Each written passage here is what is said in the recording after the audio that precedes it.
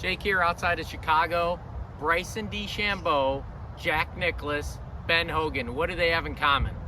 Well, winning. But outside of winning, what else might they have in common? How were they so consistent? All three of those either spoke about or wrote about a fixed access point. Bryson DeChambeau just won last week, and his Bible for the longest time, especially when he was a teenager, was the golfing machine. Golfing machine has always talked about the mathematical advantages to having a fixed access point. Jack Grout with Jack Nicklaus, possibly the game's greatest player, used to hold Nicklaus's hair and then have him hit golf balls. And then Hogan in 5 Lessons talked about the head representing the hub of your swing. So a fixed access point, is that a good idea for you? If you struggle with solid contact with your irons, it is. Here is my setup for today. I've got the bender stick right there. I've got an alignment rod. You can probably barely see that. That's going to be off my trail hip. And then I've got the Sheffick pressure board. That is a board about a little bit wider than my shoulders. It's balanced in the middle. So basically, here's what we're doing today to get you more consistency on your irons. I call it shift pressure, not mass. So many of you who struggle with their irons have a lot of lateral center of mass shift. In other words, what we used to call weight shift.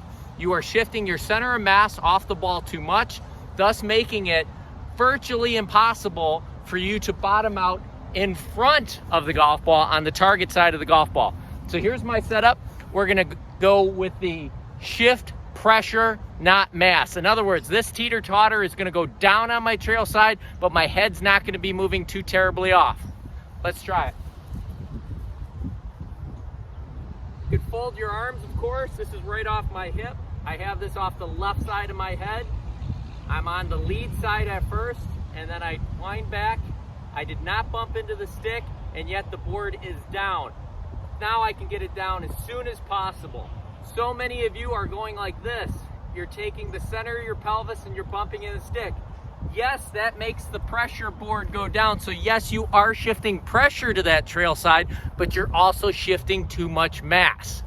I'm gonna point out that your arms in this golf club have mass too. So if that's swinging back, you actually are sending mass to the trail side. You don't need to send more. It ruins your geometry. So again, real quick, gonna go on there. I'm gonna shift pressure to make the teeter-totter go down on this side, but I'm not gonna shift too much mass. In other words, my head is gonna look very centered, or the hub of my swing, just like Hogan talked about. Right here on the golf ball.